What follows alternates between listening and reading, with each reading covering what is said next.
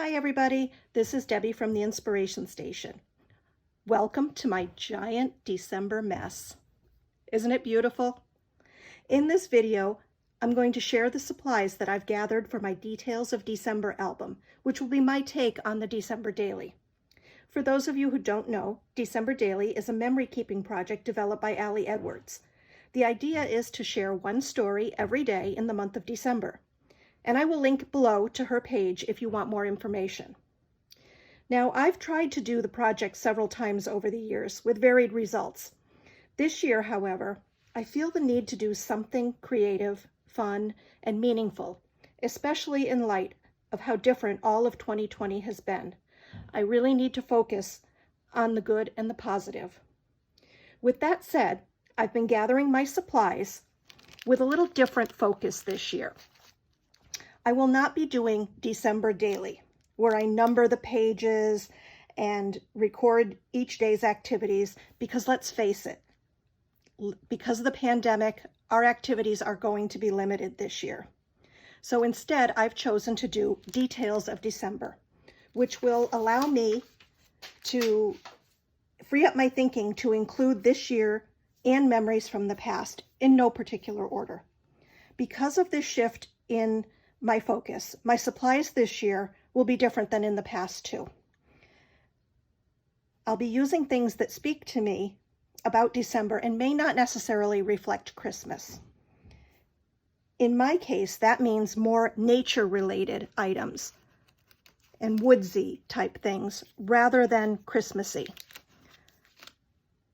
I don't use a lot of cute stuff because my husband and I are empty nesters, so you're not going to see a lot of Santa, a lot of elves, and that sort of thing.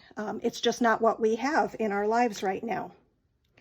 Instead, you're going to see squirrels, trees, deer, that sort of thing, because that's what is around us. We live in the woods. We have all of these woodland creatures on a daily basis in our yard. So that will be what my focus is. Now, on to the products. So there were some things that I really liked. The color palette. I'm not going to do traditional red and green, you know, bright red, bright green. I really liked this palette from Simple Stories Vintage Christmas, which had more of the sort of sage green, and it's got a red, but it's not screaming bright red. So I had picked up these frames and I really love them. The problem is most of them are too big for the size album that I'm going to do. My plan is to do 6x8 and I haven't decided yet. I have two Simple Stories albums here. One is the red leatherette.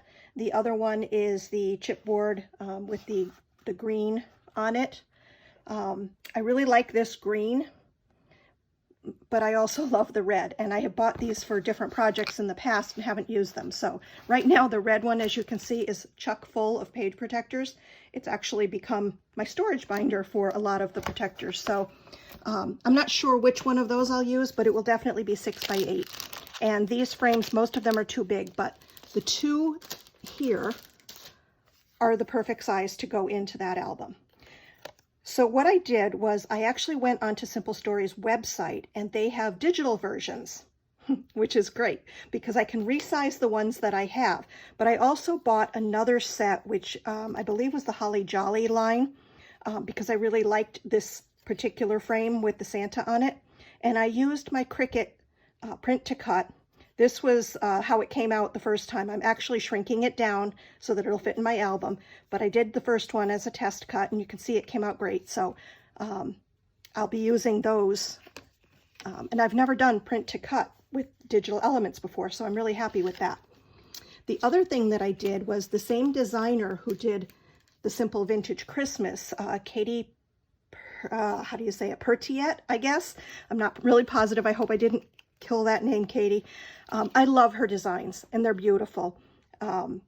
So what I did was I went onto her website, and I'll have that linked below, and she has a scrapbook kit on there. Now I won't be printing out digital papers because I have plenty of physical papers as it is, but she had a lot of elements too, and so I did these with the print to cut.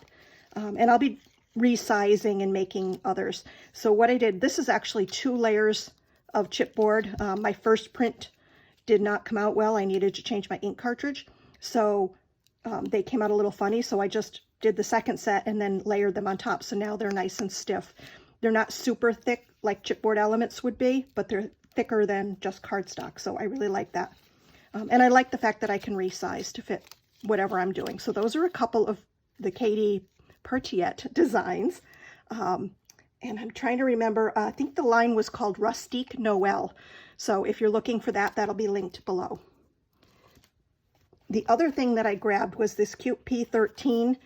It's just a 4x6 pad, but it's all different wood tones. And anybody that knows me knows I absolutely love using wood tones, wood grain, all of that in my scrapbooking because, well, again, we live in the woods. My husband is a logger. Everything we do revolves around wood, so we have a lot of that element in my scrapbooking.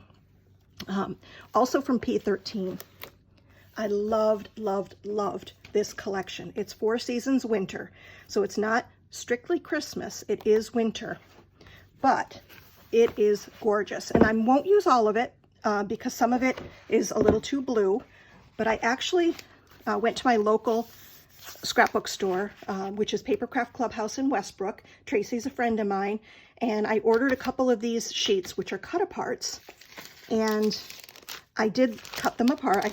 One sheet, there's a lot of pieces here. I didn't count them, but there's a ton that once you cut them apart, they make great elements for your pages. So I did do one sheet of those, so now I have 2 more sheets of it if I decide to cut it. This paper here, I will probably cut at least 1 row of these houses out, these cabins, because I really like them. I like the color tone. I think it'll go really nice with the project. But the back is a wood print, a wood grain, so I may have to use some of that too. So luckily, there's a lot of them. And there's also 2 sheets of every design in this pad, so I don't really have to choose. Another wood grain. Some of these I may just fussy cut the elements. Let's see, I think I'm out of frame there. There we go. I really love the florals.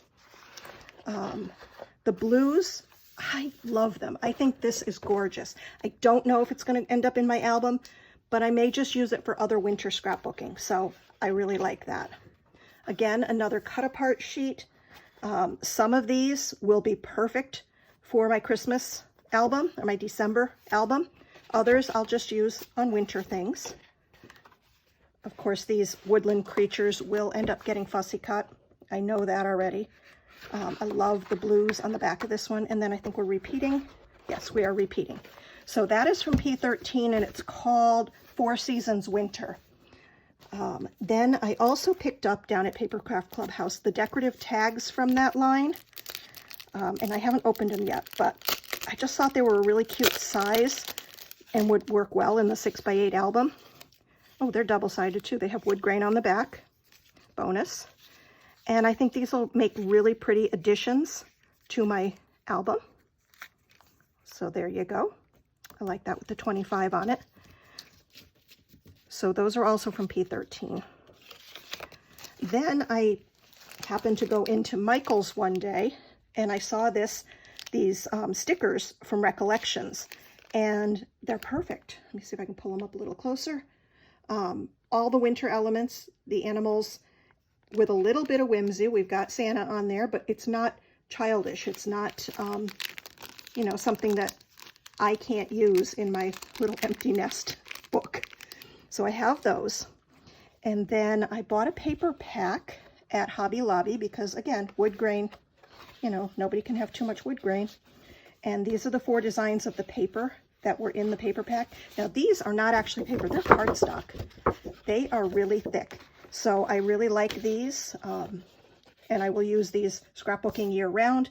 But these are 8.5 by 11, so it's a good size. I can get 2 pages out of one, basically, with a little bit of filler. So I like that. Then I had some new things that I got in. Now, I said I wasn't going to be numbering my pages, but there may be times that I do something with a number. Maybe my top 5 Christmas songs or favorite cookies or whatever. And then certain dates, maybe I will. My birthday is in December, so I may end up, you know, using the numbers for my birthday. And these are Concord 9th. I love that they have the solid and the open, and then they have the matching dies. And they're, well, I don't think there's no pictures on the back, but what they did was they used these rectangles and put the numbers in them so they became tiles. So that was a really cool idea. And again, these are something I can use year round. The other thing that I splurged on for myself was this Elizabeth Craft Planner Essentials die. Now, I found out when I was watching somebody's video that the Elizabeth Craft planners are punched and they fit into the Allie Edwards albums. Now, I do have an Allie Edwards album, but I don't think I'm going to be using it.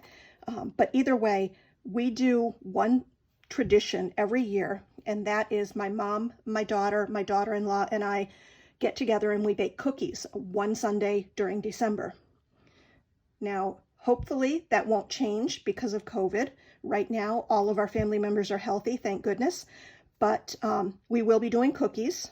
And so I thought this would make a great page in my album. And again, this is something I can use other times of the year. I can use it for every year of Christmas, of course. But there's the words good food, so that can go on a lot of different pages because most of our celebrations revolve around food. I can actually use it on Thanksgiving. So I like this. This was a splurge item. I think these are about $20. So that was one of my bigger purchases for this year.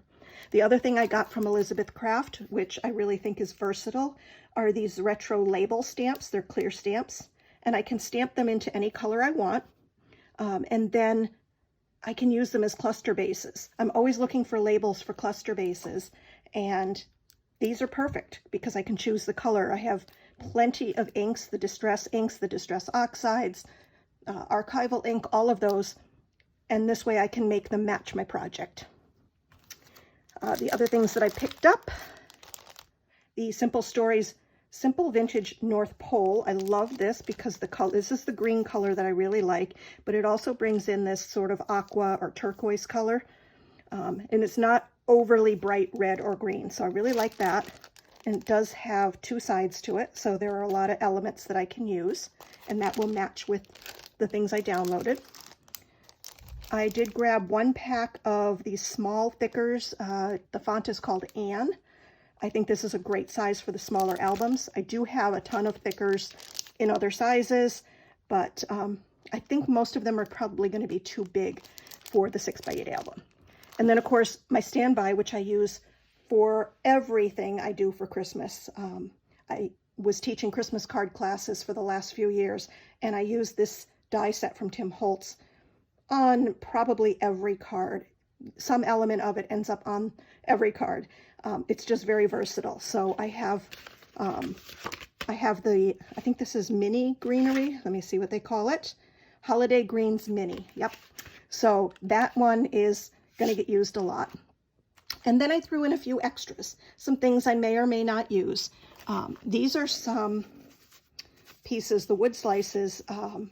They're the Tim Holtz Sizzix die, the large one, the bigs.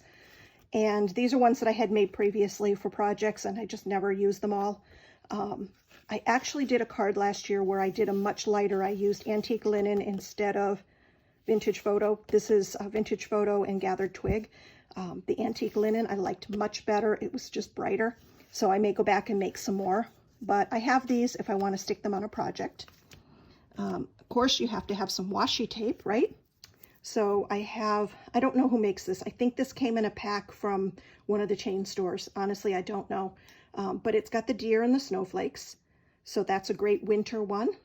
And then this one is just music notes. And, you know, what's the holidays without music? That will definitely get used. And then I also have some enamel dots or enamel shapes. These came from Fancy Pants. I don't know if it was last year or the year before. Home for Christmas.